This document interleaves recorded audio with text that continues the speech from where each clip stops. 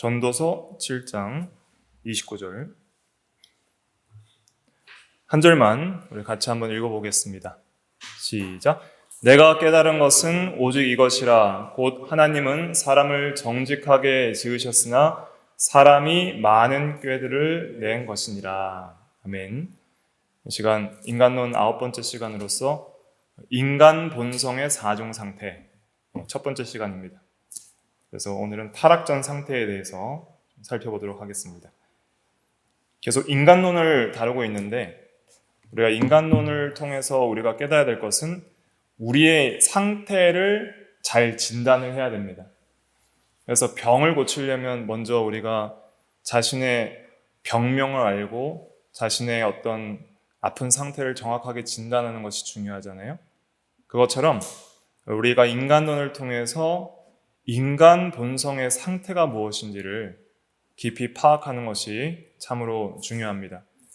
그래서 이 인간 본성의 이 사중의 상태를 통해서 우리가 우리의 상태를 잘 점검하는 것이 중요한데, 먼저 구분을 보면은 이 창조, 타락, 구속, 완성 이러한 기독교적인 세계관을 통해서 우리 인간 본성의 사중의 상태를 또 구분을 할 수가 있습니다. 그래서 이 창조, 타락, 구속, 완성은 기독교적인 세계관의 관점이고 세상을 보는 틀입니다. 그래서 모든 사람들은 각자 자기가 가지고 있는 세계관이 있어요. 세계관이 없는 사람은 없어요. 그리고 이 세계관은 각자가 가지고 있는 선입견인 동시에 색안경이고 세상을 바라보는 틀입니다. 어떤 틀을 가지고 세상을 바라보느냐에 따라서 그 사람의 인생관이 다 결정이 되게 돼 있습니다. 그래서 우리는 성경적인 세계관을 통해서 이 세계는 하나님이 창조하셨고 선하게, 그리고 인간의 죄로 말미암아 타락하게 되었고 그리스도로 말미암아 구속을 이루어 나가는 현재 진행형의 상태가 있고 앞으로 완성될 하나님의 나라의 세계가 있다 하는 것을 우리가 항상 마음속에 그리면서 모든 현상과 사람과 세계를 바라보는 것이 믿음으로 사는 거예요. 그런데 특별히 이러한 세계관 속에서 이제 우리의 본성을 보자는 것이죠.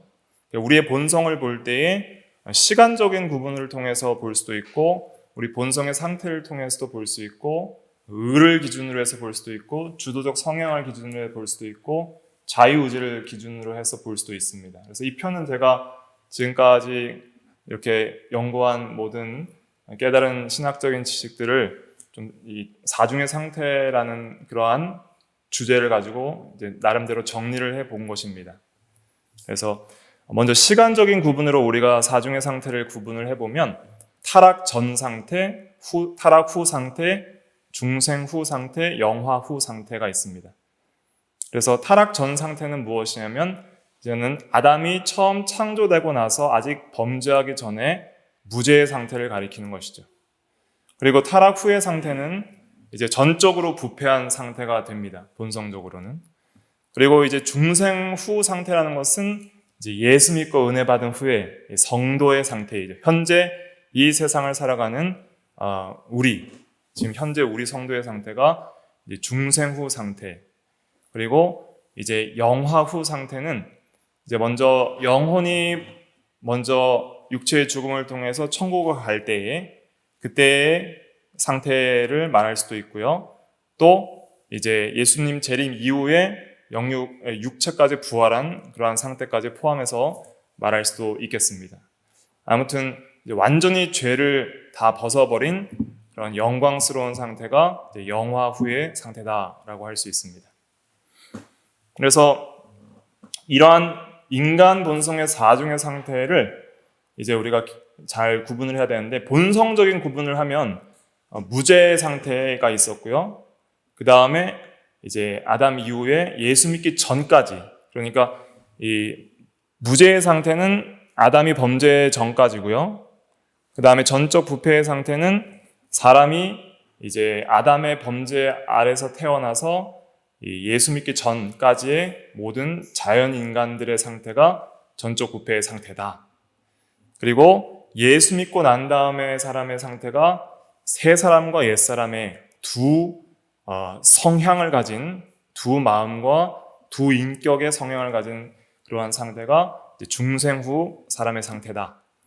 그리고 이제 영화의 상태는 완전히 거룩해진 세 사람의 본성만 남은 상태다. 이렇게 할 수가 있겠습니다. 그래서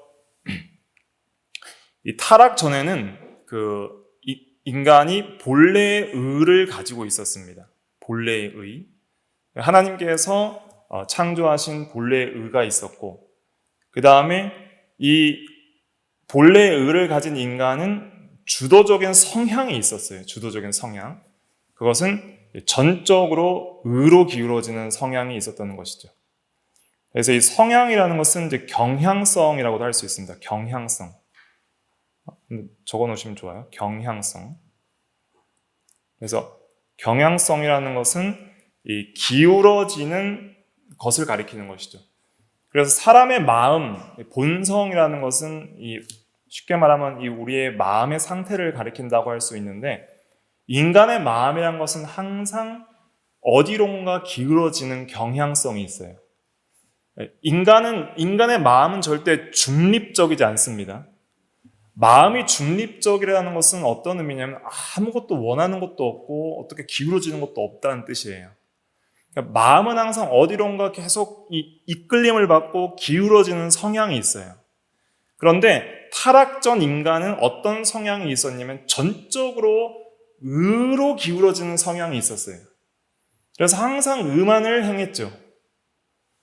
그러나 타락 전 인간에게는 자유의지가 있었기 때문에 죄를 지을 수 있는 그러한 선택의 자유가 있었던 거예요.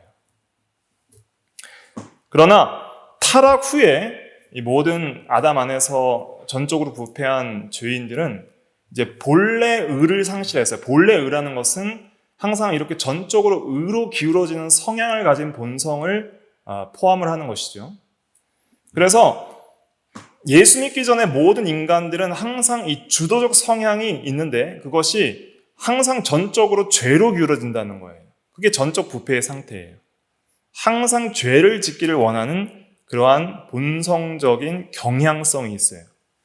그래서 자기의 의지로는 죄밖에 지을 수 없는 상태에 있는 것이죠. 그러나 중생 후의 상태에는 옛사람의 그 부패한 본성뿐만 아니라 새 사람의 본성이 새롭게 창조되기 때문에 의와 죄가 공존하고 성향도 의로 기울어지는 성향도 있고 죄로 기울어지는 성향도 있고 두 가지 성향이 공존하면서 서로 싸우는 거예요. 그래서 이 새 사람의 마음과 옛 사람의 마음이 서로 싸웁니다. 그래서 우리 중생한 성도에게는 하나님을 사랑하고 하나님의 율법인 십계명과 같은 거룩한 법을 온전히 순종하고자 하는 마음이 있지만은 동시에 우리에게는 하나님을 떠나서 자기 욕심대로 마음대로 살아가고자 하는 그러한 부패한 성향도 있다는 것이죠. 이 두 성향이 서로 대립하여서 싸우는데 주도적 성향이 둘 중에 어떤 성향이 성도에게는 더 주도적 성향이라는 거예요? 새 사람의 성향, 즉 의로운 성향이 더 주도적 성향이라는 것입니다. 그것이 이제 중생한 후에 구원받은 성도에게 있는 그 주도적 성향이에요. 그래서 성도가 믿음으로 하나님의 은혜 안에서 하나님을 의지하고 하나님을 사랑하고 말씀과 기도에 힘을 쓰고 그렇게 하나님의 은혜를 많이 받을수록 어떠한 사람이 되냐면 이 주도적 성향이 강한 사람이 돼요. 마음의 주도적 성향이 의로 기울어지는 성향이 강한 사람이 되는 것이죠. 그렇기 때문에 죄를 짓지 않을 수 있는 상태에 들어가는 거예요. 그러나 내가 은혜 생활을 하지 않고 예배에 소홀히 하고 말씀과 기도에 소홀히 하면 마음이 순식간에 다시 부패한 옛사람의 마음이 주도적으로 내 마음을 점령하는 걸 보게 될 거예요. 그러면은 순식간에 우리의 마음의 성향이 어디로 기울어지는 거예요? 죄악으로 기울어져요. 그걸 보게 돼요, 성도들은. 그럼 죄악으로 기울어질 때는 내가 죄를 짓기 싫어도 죄를 지을 수밖에 없는 그런 경향성을 따라 살아요. 이게 죄인지도 알면서도 이미 마음이 죄 쪽으로 기울어지면은 그 욕심에 이끌려서 의지가 그것을 자유롭게 선택하기 때문에 내 마음이 그것을 사랑하기 때문에 사랑하는 것을 선택하지 않을 수 없는 거예요. 그래서 중생한 성도에게는 이 옛사람과 새사람의 싸움이 끊이지를 않는다. 그리고 새사람의 그 마음이 항상 이기려면 우리가 항상 하나님의 은혜 가운데 거해야 된다 하는 것을 깊이 깨닫는 것이죠. 근데 이 싸움이 마침내 끝날 때가 있는데 성도가 육체의 죽음을 통해서 영혼이 하늘나라로 들림을 받을 때에 그 영혼의 본성은 즉시 거룩해져서 이제 완전히 새 사람의 본성과 의로움만 남아있고 더 이상 죄를 지을 수 없는 상태에 들어가고, 또 우리 육체가 부활할 때에 이제 영육 전체가 완전히 영화로운 거룩한 사람이 되는 것입니다. 그래서 항상 이 네 가지 상태를 우리가 마음속에 정확하게 기억을 하면서 성경 전체의 진리를 따라서 우리의 마음 상태를 잘 분석할 필요가 있습니다. 그래서 내가 죄인이라는 것은 결국 내가 영적으로 병들었다는 것인데, 이 영적 질병의 심각성을 깨달으려면은 우리의 상태를 정확하게 진단하는 것이 중요합니다. 그래서 이것을 배우는 유익한 면이 무엇이냐면, 오늘은 타락 전 상태, 그러니까 사람이 범죄하여서 이 세상이 죄악되지 않은, 그리고 사람의 본성이 타락하기 전의 상태만을 공부할 텐데, 이것을 통해서 우리가 깊이 있게 깨닫고 또한 우리에게 적용했을 때 도움이 되는 것은 무엇이냐면은, 우리가 타락 전 상태에 비해서 현재의 상태가 얼마나 병들었고 얼마나 비참한 상태인지를 깨닫는 것이 첫 번째 중요하고요.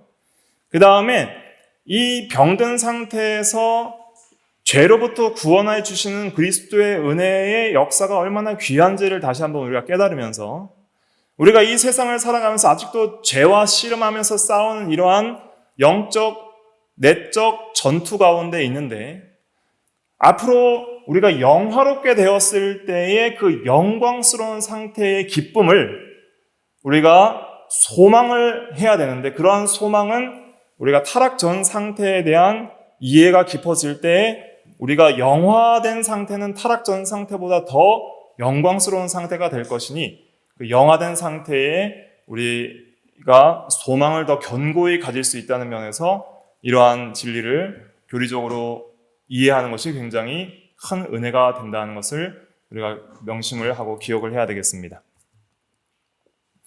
그래서 이 그림을 참고하셔서 오늘 말씀드린 것을 좀 이해하시면 도움이 되고요.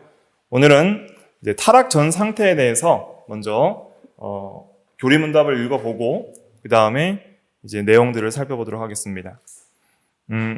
이 인간의 사중의 상태에 대해서는 앞으로 또 신앙고백서 제9장 자유의지에 관하여라는 항목에 들어가면 자세하게 나와 있습니다. 그래서 무죄 상태에서의 자유의지, 죄의 상태에서의 자유의지, 은혜의 상태에서 자유의지, 영광의 상태에서 자유의지가 나와 있고요. 그 다음에 타락 전의 인간의 상태에 대해서는 또 제4장 창조에서 이항 인간 창조에 대한 내용을 공부할 때 우리가 이미 어느 정도 공부한 내용들이 있습니다. 복습 차원에서 먼저 제4장 2항 인간 창조에 대한 내용을 신앙고백서 내용을 한번 읽어보도록 하겠습니다.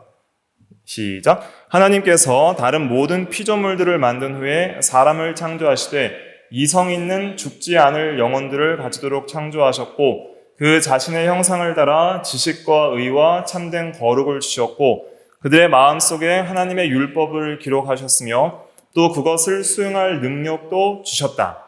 그러나 변할 수 있는 그들의 의지의 자유가 있게 하여 그들은 범죄할 가능성 아래 있었다.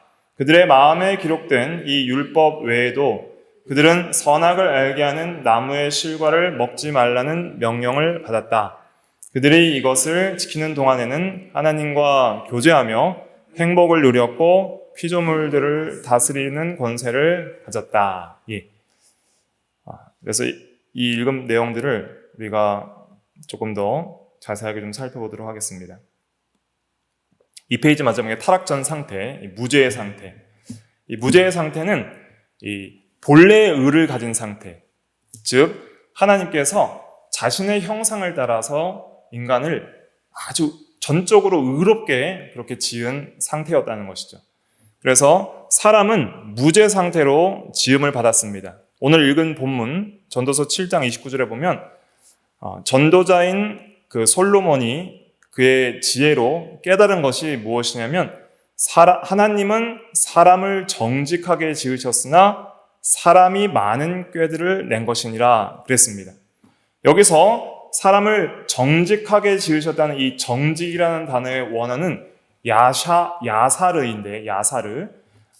그런데 이 정직이라는 의미는 이 올곧다, 휘어지거나 이렇게 잘못 나가는 것이 아니라 곧은, 옳은, 또 의로운 이런 의미들이 있습니다. 그래서 사람을 올곧게, 곧게, 의롭게, 또 정직하게, 진실하게 이렇게 지으셨다는 거예요. 그래서 이 하나님은 사람을 정직하게 지으셨으나 라는 것을 조금 또 의역을 하면은 의롭게 지으셨다, 올곧게 지으셨다 이렇게 우리가 해석을 할 수 있습니다. 그래서 하나님의 형상대로 사람을 지으셨는데 이 하나님의 형상대로 사람을 지으신 그 형상 중에는 에베소 4장 24절에 보면 의로운 형상이 있다고 그랬죠. 그래서 의, 거룩 이러한 것이 하나님의 형상입니다.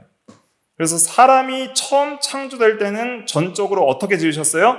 의롭게 지으셨다. 이것이 성경이 증거하는 진리입니다.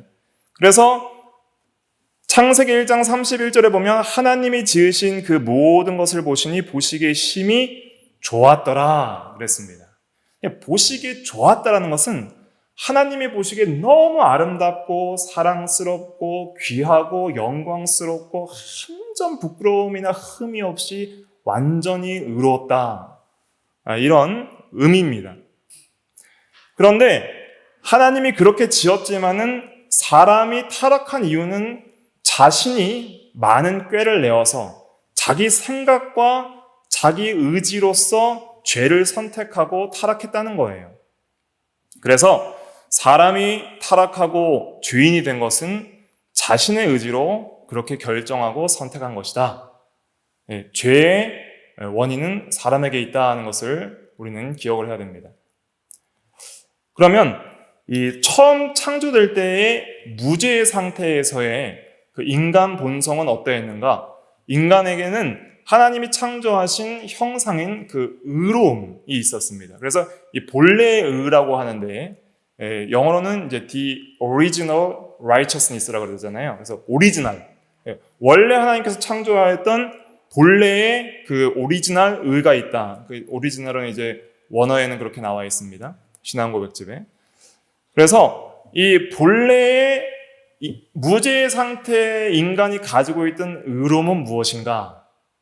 이것은 먼저는 하나님의 의를 이해하고 사람의 의를 이해할 때에 이 본래의 의를 이해할 수 있습니다. 쉽게 먼저 결론적으로 말씀드리면 하나님의 의는 본질적인 의예요. 본질적으로 하나님은 의로우십니다. 이것은 무슨 의미냐면은 이걸 잘 이해하셔야 되는데 하나님이 계시고 하나님 안에 어떤 의로운 성품이 있는 것이 아니라 하나님은 절대 의 자체와 동일시될 수 있는 분이라는 거예요. 그러니까 본질이 뭐예요? 본질. 이런 개념들이 철학적이기 때문에 좀 어렵죠. 본질이란 것은 무엇이냐면 어떠한 존재가 그 무엇이 되게 하는 성질이에요. 그러니까 어떠한 존재가 반드시 그 무엇이 되려면 이것을 가지고 있어야 된다라는 것인데 그래서 하나님이 되시려면 본질적으로 하나님은 어떤 분이셔야 되는 거예요? 의로운 분이셔야 된다는 거예요. 하나님이 죄악된 분이라면 하나님일 수가 없는 거예요. 하나님은 본질적으로 절대 의가 되셔야 돼요. 그래서 하나님은 절대적으로 의로우시고 죄악된 것이 전혀 없으세요. 그래서 쉽게 이렇게 생각하시면 됩니다. 하나님은 존재적으로 본질적으로 의이시다. 의 자체이시다. 의 자체다. 그러니까 의와 하나님은 동일시된다. 이런 의미입니다. 하나님 자체가 그냥 의다 이렇게 생각하시면 돼요. 하나님이 의고 본질적으로 하나님은 의와 동일시되는 분이시다. 그렇기 때문에 하나님은 모든 의의 기준이 되십니다. 그래서 하나님은 어떤 법 위에 있는 분이 아니에요. 어떤 법이 하나님 위에 있어서 하나님은 어떤 법에 순종해야 될 분이 아니라 하나님은 본질적으로 의로우시기 때문에 모든 법을 입법하시고 제정하시는 분이시지, 모든 법의 기준이 되는 분이시지 어떤 법 아래에 순종해야 될 분이 아닌 것이죠. 그러니까 하나님이 절대 의라는 것은 하나님이 어떤 법을 지켜야 될 뿐이 아니라 하나님은 그 자신이 구속받는 법이 없으셔도 그 자체가 그 의 자체이기 때문에 어떤 법에 구속을 받지 않으셔도 의로운 분이시라는 거예요. 이런 의미입니다. 그리고 사람의 의는 무엇이냐면 하나님의 법을 순종하는 것이 사람의 의입니다. 이 개념을 잘 이해하셔야 됩니다. 그래서 성경에서 말하는 의라는 것은 무엇이냐면 하나님의 의가 있고 인간의 의가 있어요. 하나님의 의를 말할 때는 하나님은 의 자체란 뜻이고 절대 의라는 뜻입니다. 모든 의와 법의 기준이 됩니다. 뭔가 법을 세우려면 기준이 있어야 되거든요. 모든 율법의 기준은 하나님이에요. 그래서 하나님이 옳다 하는 것이 곧 옳은 것이고 나쁘다 하는 것이 악이고 나쁜 것이에요. 사람의 의는 무엇이냐면은 하나님의 의를 반영하는 그 법을 순종하는 것이 사람의 의입니다. 그래서 우리가 의롭게 사는 것은 순종이 의예요. 하나님께서 제정하신 법을 순종하는 것이 우리가 의롭게 사는 거예요. 그래서 모든 인간들은 도덕적인 면이 있기 때문에 절대 의로우신 창조주의 법을 순종해야 될 절대 의무가 있습니다. 그래서 오늘 읽은 전도서 7장 29절에 보면 하나님은 사람을 정직하게 지으셨다. 이 말 자체가 이미 사람에게는 순종해야 될 법이 있음을 전제하고 있는 것입니다. 자, 사람을 정직하게 하나님이 지으셨어요. 사람은 어떻게 살아야 한다는 거예요? 어떻게 살아야 돼요, 사람은? 정직하게 살아야 되는 거예요. 근데, 자, 우리가 이렇게 말할 수 있어요? 하나님은 정직하게 살아야 됩니다. 이렇게 말할 수 있어요, 없어요? 그렇게 말할 수는 없는 거예요. 왜냐하면 하나님은 어떤 분이에요? 정직한 분이에요. 하나님은 정직 그 자체이기 때문에 하나님 정직해야 돼요 이렇게 말할 수 없는 거예요. 왜냐하면 하나님 정직해야 돼요라는 것은 인간이 하나님께 명령하는 거거든요. 하나님은 그냥 정직한 분 자체예요. 그래서 신명기 그 위에 하나님의 의 다음에 신명기 32장 4절 같이 읽어볼게요. 시작. 그는 반석이시니 그가 하신 일이 완전하고 그의 모든 길이 정의롭고 진실하고 거짓이 없으신 하나님이시니 공의로우시고 바르시도다. 여기 바르시도다가 야사르예요. 이 야사르의 똑같은 단어가 사람을 정직하게 지으셨다 할 때 그 원어인 야사르에 썼어요. 하나님이 야사르라는 것은 하나님은 정직 그 자체이기 때문에 정직해야 된다는 법에 구속받지 않으시고 그런 법이 없으셔도 하나님 자체가 법이고 하나님은 정직 그 자체라는 뜻입니다. 이걸 잘 이해하셔야 됩니다. 그리고 모든 정직의 기준은 하나님이에요. 그래서 모든 인간들은 하나님처럼 정직하게 하나님 앞에서 살아야 되는 것이죠. 그리고 하나님은 사람을 정직하게 지으셨어요. 자기의 본성을 닮은 존재로. 그러니까 하나님이 정직이시기 때문에 사람을 정직하게 지은 거예요. 이해되시죠? 하나님이 정직이시기 때문에 사람을 정직하게 자기의 형상을 따라 지으신 거예요. 그러므로 사람의 의는 무엇이냐면 어떻게 살아야 돼요? 정직하게 살아야 되는 거예요. 그래서 우리 인간에게는 본성적으로 법을 인식하는 지식이 있습니다. 법을 인식하는 지식이 있다는 것은 이미 내가 법에 대한 인식이 있다는 것이고 이미 태어날 때부터 이 절대적인 법이 있다는 증거예요. 이걸 자연법 사상이라고 하거든요. 철학적으로는. 그래서 모든 인간은 어느 정도 법을 인식하는 지식을 가지고 태어나요. 그래서 어려서부터 법을 안 가르쳐줘도 아이들에게 정직해야 된다고 하면 그것이 맞는 줄 아는 거예요. 진실해야 돼 하면은 왜 진실해야 돼요? 그럴 수 없어요. 그것은 옳은 게 아니라고 하는 것이 아니라 그것이 옳다고 인정할 수밖에 없는 법을 인식하는 마음이 내재되어 있는데 그것을 뭐라고 해요? 그것을 양심이라고 하는 거예요. 양심. 그러니까 법을 이해하는 지식을 가리켜서 이미 마음 안에 하나님께서 처음 창조할 때 심어준 법에 대한 선 지식이 있는데 그 지식을 가리켜서 성경은 양심이라고 하는 거예요. 처음 창조될 때 이 법이 마음에 새겨졌습니다. 그것을 창조 때에는 완전하게 이해하고 있었죠. 그런데 타락한 인간들은 이제 이 법에 대한 부분적인 지식이 희미하게 남아있을 뿐이에요. 그러나 희미해도 남아있기는 남아있어요. 그래서 로마서 2장 14절부터 15절은 불신자에게도 양심이 남아있다는 것을 이렇게 말하고 있습니다. 로마서 2장 14절과 15절 같이 읽어볼게요. 시작. 율법 없는 이방인이 본성으로 율법의 일을 행할 때에는 이 사람은 율법이 없어도 자기가 자기에게 율법이 되나니 이런 이들은 그 양심이 증거가 되어 그 생각들이 서로 혹은 고발하며 혹은 변명하여 그 마음에 새긴 율법의 행위를 나타내느니라. 여기서 핵심적인 것은 무엇이냐면 마음에 새긴 율법이라는 거예요. 마음에 새긴 율법. 이 마음에 새긴 율법이 뭐예요? 바로 양심이라는 것이죠. 양심. 양심이 바로 마음에 새긴 율법이에요. 그래서 사람이 어려서부터 뭘 안 가르쳐줘도 살인하면 죄고, 간음하면 죄고, 도둑질하면 죄고, 거짓말하면 죄고, 부모를 공경하지 않으면 죄고, 다른 사람의 것을 탐내면 죄라는 그러한 인식이 희미하게라도 남아있는 이유는 무엇이냐면 이미 그 사람이 태어날 때부터 절대적인 법이 있다는 거예요. 자연법 사상이에요. 절대적인 법이 있고 절대적인 법을 인식하는 지식이 있다는 거예요. 마음에 이미 그 지식이 새겨져 있는데 그 마음에 새긴 그 지식이 바로 법이고 율법이고 그 마음에 새긴 법을 인식하는 마음의 그 작용이 양심인 거예요.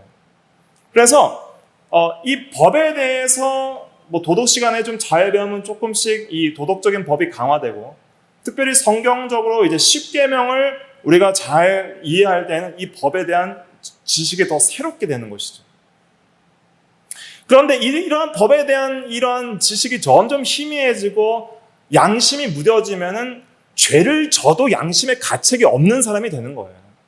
그런 사람이 될수록 다른 사람을 해쳐도 전혀 마음의 가책과 고통이 안 따르는 것이죠. 무법한 사람이 되는 거예요. 그런 사람을 이제 무법자라고 하잖아요. 그래서 인간에게는 이 율법이 새겨져 있다. 이 율법이라는 것은 영어로는 그냥 law예요. 그냥 법이에요. 그런데 이제 율법이라는 것은 우리가 하나님의 법을 가리켜서 이제 율법이라고 우리는 한글로는 이렇게 번역을 하게 됩니다. 그래서 율법 할 때는 이것은 하나님의 법이구나 하는 것을 우리가 생각을 해야 됩니다. 그래서 예수 믿기 전에는 우리가 하나님의 법을 몰라요. 알아도 어느 정도 인식해도 그걸 사랑하지도 않아요. 그래서 믿지 않는 사람들은 이 죄악을 즐기는 것을 좋아하고 서로 이야기하는 것을 좋아하는 것이죠. 그러나 예수를 믿고 난 이후에 이 하나님께서 지식을 새롭게 한 사람에게는 이제 하나님의 법에 대한 정확한 인식들이 생기게 되는 것이죠. 특별히 이 10계명을 배움으로써 이제는 그 5계명부터 부모 공경부터 이제 이웃을 탐내지 말라는 5계명부터 10계명까지는 믿지 않는 사람에게도 희미하게 남아있지만은 1계명부터 4계명에는 하나님에 대한 법은 아예 없어요. 불신자들에게는. 왜냐하면 하나님에 대하여 죽어있기 때문에 하나님에 대하여 우상 숭배하지 말고 안식일을 기억하여 거룩하게 지키라는 이 법 자체에는 그 어떤 예수 믿지 않는 자연인들은 이 법에 대한 어떤 가책도 받지 않습니다. 그런데 예수 믿고 변화된 성도들에게는 1계명부터 4계명이 더 중요한 거예요. 이제는 1계명부터 4계명이 더 중요하고 그 계명 안에서 이제는 5계명부터 10계명을 완전하게 지켜 나가려고 하는 것이죠. 타락 전에는 이 법에 대한 완전한 지식이 있었기 때문에 그 법을 완전하게 사랑하고 완전하게 순종할 수 있었습니다. 그래서 인간의 의라는 것은 무엇이냐면 이 하나님이 주신 법을 알고 사랑하고 온전하게 그 법을 순종하는 것을 의지적으로 선택해서 온전한 순종에 나갈 때에 인간은 의로운 존재가 되는 거예요. 그래서 인간의 의는 뭐예요? 완전 순종에 있어요. 완전 순종. 완전 순종. 그리고 내외적 순종이 있어요. 항상 순종할 때, 순종을 기억하실 때는 반드시 내적인 면이 더 중요하다는 것을 기억을 하셔야 됩니다. 내적인 면. 그래서 오늘 나눠드린 프린트에도 보면은 이 율법을 순종할 때 우리는 외부적 행위뿐 아니라 마음의 본성을 따라 순종해야 된다. 마음의 경향성 자체가 변화되어 순종하는 것이 참된 순종이에요. 그래서 구원받은 후에 성도들이 마음으로부터 순종하는 것을 로마서 6장 17절은 이렇게 표현하고 있습니다. 한번 읽어볼까요? 시작. 하나님께 감사하리로다. 너희가 본래 죄의 종이더니 너희에게 전하여 준 바 교훈의 본을 마음으로 순종하여. 여기서 마음으로 순종하여라는 단어를 잘 기억하셔야 됩니다. 하나님의 법을 마음으로 순종한다는 것은 어떤 의미인가? 어떤 의미인가? 그 밑에 쭉 읽어보면 마음이 율법을 지식적으로 확실히 알아야 됩니다. 반드시 지적인 면이 깨어져야 됩니다. 마음으로 법을 순종할 때 먼저 내 마음이 지식적으로 법이 무엇인지를 확실하게 인식해야 돼요. 뭐가 의로운 하나님의 법인지를 확실하게 아는 지적 면이 있어야 됩니다. 알지도 못하는 법을 순종할 수는 없는 거예요. 살인하지 말라 했을 때 그것을 알아야 살인이 죄인 걸 알죠. 사자가 다른 동물을 죽여요.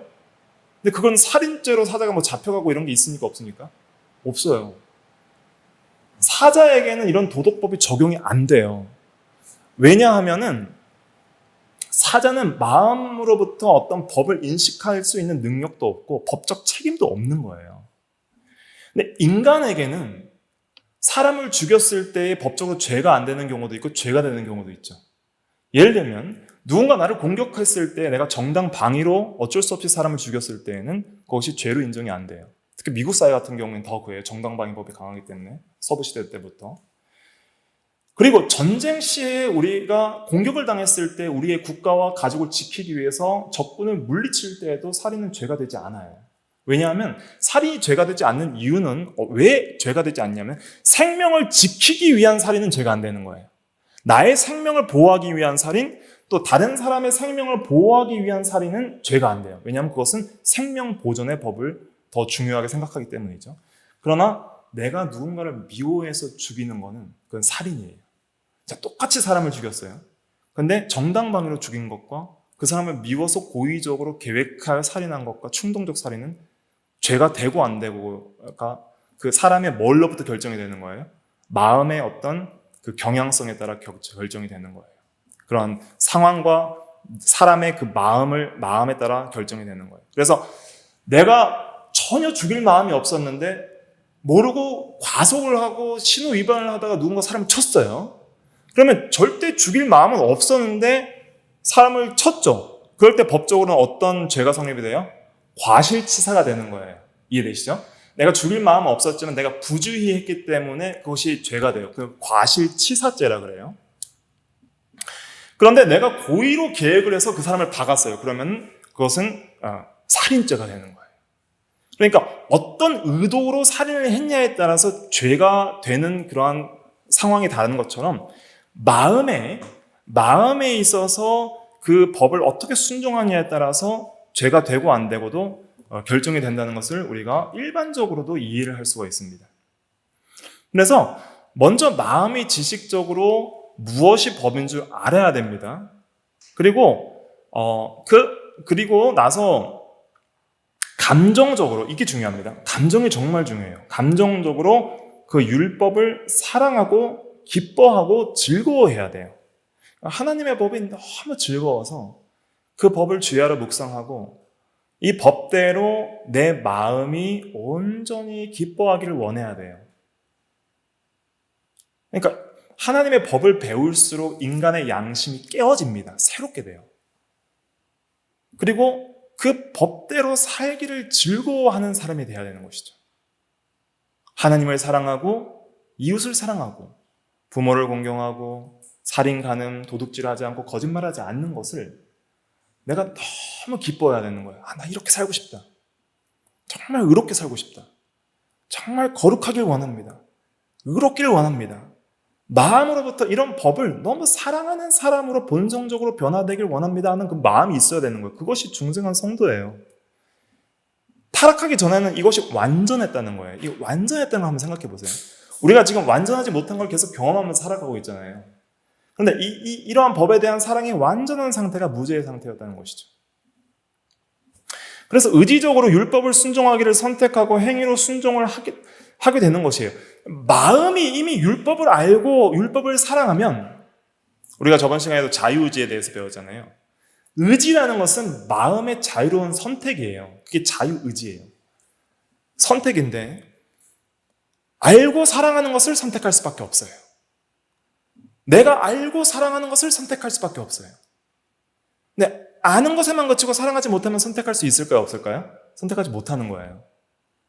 내가 법은 아는데 법을 사랑하진 않아요. 법을 아는데 법은 미워해요. 그럼 선택할 수가 없어요. 그 법을 순종할 수가 없어요. 법을 모르면 아예 선택할 수가 없어요. 법도 알고 법도 사랑해야 마음이 의지적으로 그걸 선택하게 돼요. 그걸 선택할 때 비로소 모든 행위에서도 온전히 법을 순종하게 되는 거예요. 하나님은 뭘 보세요? 중심을 보시는 거예요. 그럼 마음을 보세요. 마음에 하나님의 법을 사랑하고 있는지를 보시는 것이죠. 이게 중요합니다. 그래서 내가 다른 사람 보기에는 굉장히 거룩한 삶을 살아가는 것 같아도 내 마음이 하나님의 법을 사랑하지 않고 있으면 하나님은 너는 불법한 자다라고 판단하시는 거예요. 그런데 우리가 하나님의 법을 사랑한다는 것은 어떤 의미냐면 하나님을 사랑한다는 증거입니다. 누군가를 사랑하면 누군가의 말을 듣게 되어 있어요. 원수가 아주 쉬운 걸 시켰어요. 원수 같은 사람이 물 좀 떠줄래 하면 싫죠. 근데 아주 사랑하는 사람이 힘든 심부름을 시키면 기꺼이 하는 것이죠. 하나님을 사랑하게 되면 하나님이 요구하시는 법을 사랑해서 순종하게 되는 거예요.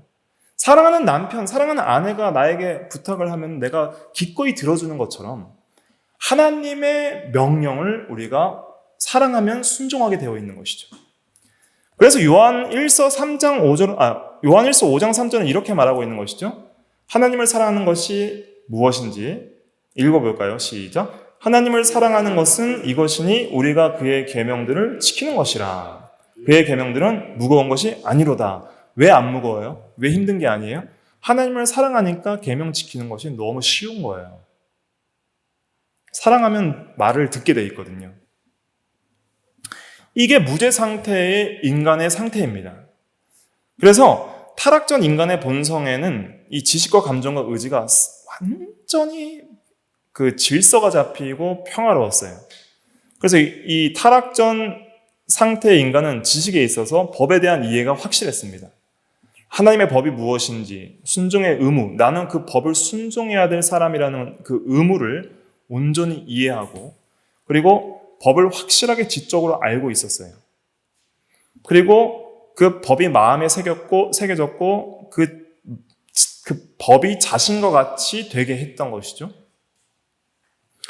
그래서 타락한 죄인은 이것을 잃어버렸기 때문에 하나님께서 구원을 통해 중생하여 새 사람을 만들면은 우리가 예수를 믿으면 어떠한 마음의 본성적 변화가 일어나냐면 히브리서 8장 10절 말씀처럼 법이 다시 마음에 기록이 됩니다. 히브리서 8장 10절 같이 읽어볼게요. 4페이지죠.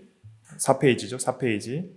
히브리서 8장 10절 시작. 또 주께서 이르시되 그날 후에 내가 이스라엘 집과 맺을 언약은 이것이니 내 법을 그들의 생각에 두고 그들의 마음에 이것을 기록하리라. 나는 그들에게 하나님이 되고 그들은 내 백성이 되리라. 우리가 예수를 정말 참으로 믿으면 그 믿는 성도에게 예수 믿어서 구원받은 증거가 생기는데 어떤 증거가 생기냐면 법이 마음에 기록이 돼요. 이 기록된다는 것은 어떤 의미가 있냐면 지성과 감성의 변화가 일어난다는 뜻입니다. 그래서 지식적으로 하나님과 하나님의 법에 대한 확실한 이해가 생길 뿐 아니라 법을 생각에 뒀다 하는 것은 감성적으로 그 법을 사랑하는 본성이 생겼다는 뜻입니다. 이게 참 중요한 거예요. 하나님의 법을 즐거워하는 본성적 변화가 생긴 것이 바로 예수 그리스도를 믿음으로 변화된 새 사람의 상태예요. 그것이 타락 전에는 완전했다는 것이죠. 이걸 기억하는 게 중요해요. 완전했다. 하나님의 법을 완전히 이해하고 있었다. 피조색에 대한 이해도 완전했다. 하나님의 법에 대한 이해도 완전했다. 피조색에 대한 이해는 설명을 하려면 기니까 일단 넘어가도록 하겠습니다. 오늘 법 중심으로 한번 볼게요. 그 다음에 타락 전에는 감정적으로 법을 너무 사랑했죠. 시편 119편 163절 같이 읽어볼게요. 시작. 나는 거짓을 미워하며 싫어하고 주의 율법을 사랑하나이다. 자, 법을 사랑하는 사람의 특징을 여기서 잘 보여주는 거예요. 법을 사랑하는 사람은 뭘 미워할까요? 죄를 미워하게 되어 있어요. 법을 사랑하는 사람의 특징은 죄를 감정적으로 싫어해요. 이것이 타락 전의 상태였고 예수 믿고 구원받은 성도들에게 있는 세 사람의 마음입니다. 내가 여전히 죄를 극심하게 싫어하는 것들을 모른다면 아직 마음이 변화되지 않은 거예요. 진짜 예수님을 믿고 그리스도를 사랑하는 마음이 생기면 정말 죄를 싫어하게 되어 있어요. 그런 마음이 생겨요. 그게 경향성이에요. 마음에 그런 것이 있어야 됩니다. 타락 전에는 이것이 온전했다는 것이 얼마나 기쁜 일입니까? 타락 전 인간은 하나님을 온전히 사랑했고 하나님의 법을 온전히 사랑했어요. 감정이 순수했어요. 어떤 죄악의 경향성에 요동치는 게 없었어요. 잘 보세요. 앞에 잘 보세요. 마음이 이렇게 있어요. 네, 이쪽이 의의 경향이에요. 의의 경향이고 이것이 죄에 대한 경향이에요. 네, 그 예수 믿지 않는 인간들은 항상 죄에 대한 경향성을 움직여요. 이렇게 요동치는 건 없어요. 그냥 죄에 대한 경향성만 움직이기 때문에 어떻게 하면 죄를 지을까만을 고민을 하는 것이죠. 근데 구원받은 성도들은 이것이 이렇게 막 움직이는 거예요. 그러니까 의를 사랑하는 경향성이 주도적인데 은혜를 떠나면 갑자기 죄로 요동치고 의로 요동치고 죄로 요동치고 그러니까 이 세상에서 제일 힘든 사람은 예수 안 믿고 죄 짓는 사람일까요? 예수 믿는데 죄 짓는 사람일까요? 한번 생각해 보라는 거예요. 예수 안 믿고 죄 짓는 사람은 그냥 죄에 대한 경향성만 왔다 갔다 하니까 어느 정도 도덕적 양심에 따라서 그냥 좀 양심의 가책은 있어도 막 이렇게 요동치진 않아요. 근데 예수 믿는데 죄 짓는 사람은 미칠 노릇인 것이 의는 행해야 되는 거 알면서도 막 왔다 갔다 하니까 이게 더 죽겠는 거예요. 그래서 예수 믿는데 죄 짓는 사람이 더 힘든 거예요. 이해되시죠? 그래서 감정에 이런 요동이 없었다는 거예요. 타락 전에는 막 이런 게 없어요. 그냥 항상 의만 행하니까 이 요동이 없어요. 그리고 우리가 이제 완전히 영화될 때도 이런 요동이 없으니까 우리가 지금은 죽을 노릇이고 미칠 노릇이지만 앞으로 어떻게 될 것이다? 영화롭게 될 것이다 라는 소망이 생기는 것이죠. 그런 충동이 없었다. 근데 우리가 왜 죄를 짓냐? 야고보서 1장 14절과 15절 같이 읽어볼게요. 시작. 오직 각 사람이 시험을 받는 것은 자기 욕심에 끌려 미혹됨이니 욕심이 잉태한 즉 죄를 낳고 죄가 장성한 즉 사망을 낳느니라. 욕심에 끌려 미혹이 되는 거예요. 끌려. 경향성이죠. 욕심은 계속 죄를 짓도록 마음을 끌어내리는 거예요. 그러니까 뭔가 돈 욕심, 물질의 욕심, 어떤 쾌락과 정욕과 이성에 대한 음욕 욕심, 명예, 영광, 권력 욕심 이런 것들이 계속 마음속에 들어오니까 그것에 마음에 이끌리면 그 죄를 짓게 되는 것이죠. 그래서 하나님을 사랑하고 법을 사랑할수록 그 죄를 미워할 수 있게 되는 것이죠. 그래서 지식과 감정이 변화되지 않으면 의지가 변화되지 않는다. 타락 전에는 이 지식과 감정이 완전했습니다. 하나님의 법을 완전히 알고 하나님의 법을 완전히 사랑하니까 의지적인 선택은 너무 쉬운 거예요. 자, 오늘 결론적인 내용은 이것입니다. 타락 전 아담에게는 하나님의 법을 순종하는 것이 힘들었을까요? 너무 쉬웠을까요? 답은 너무 쉬웠다예요. 너무 쉬웠다. 왜냐하면 법을 순종하는 경향성밖에 없었어요. 타락 전에는. 의로운 경향성밖에 없으니까 잘 보세요. 사람들이 이런 얘기를 하잖아요. 왜 선악과를 만들어가지고 따먹게 하십니까? 근데 선악과를 안 따먹는 게 쉬웠을까요? 어렸을까요? 너무 쉬운 거예요. 너무. 그러니까 본성적으로 하나님의 법을 알고 사랑하니까 선악과를 안 따먹는 게 너무 쉬웠던 거예요. 법을 지키는 게 너무 쉬웠던 거예요. 우리 성도도 은혜 안에 있을 때는 너무 쉬워요. 또 우리가 영화롭게 됐을 땐 너무 쉽게 될 거예요. 그래서 아담이 의지적으로 그 너무 쉬운 그 의지를 거부하고 교만해서 자기가 선택해서 따먹은 것은 엄청난 죄악이었다 하는 것을 우리가 기억을 해야 됩니다. 그래서 오늘 할 것이 되게 많은데 시간이 다 갔습니다. 그래서 이 처음 창조의 영광과 기쁨에 대해서 또 제가 오늘 준비한 것이 많이 있는데 이 이해를 위해서 좀 자세히 설명하다 보니까 이거 시간이 다 갔는데 각자 이제 나머지는 좀 가서 읽어보세요. 계속 할 거예요. 이것을 계속 할 거니까 읽어보시고 오늘 한 가지 붙들어야 될 것은 내 마음이 하나님의 법을 알고 사랑하지 않으면 절대로 뭐 할 수 없다는 거예요? 순종할 수 없다. 그리고 성도는 그렇게 순종하지 않는 죄를 지으면 가장 괴로움을 당할 것이다. 이 경향성이 너무 왔다 갔다 하기 때문에. 그러므로 우리는 은혜 안에 있을 때 이 순종을 잘 해나갈 수 있고 또 우리는 앞으로 완전히 영화롭게 될 소망이 있다. 그때는 더 이상 죄악 때문에 고통할 일은 없을 것이다. 이 모든 구원의 은혜는 예수 그리스도를 통해서 우리에게 주어진 것이다 하는 것을 깨닫고 그 은혜에 감사하면서 더 하나님을 사랑하고 법을 순종할 수 있는 우리가 다 돼야 되겠습니다. 기도하겠습니다.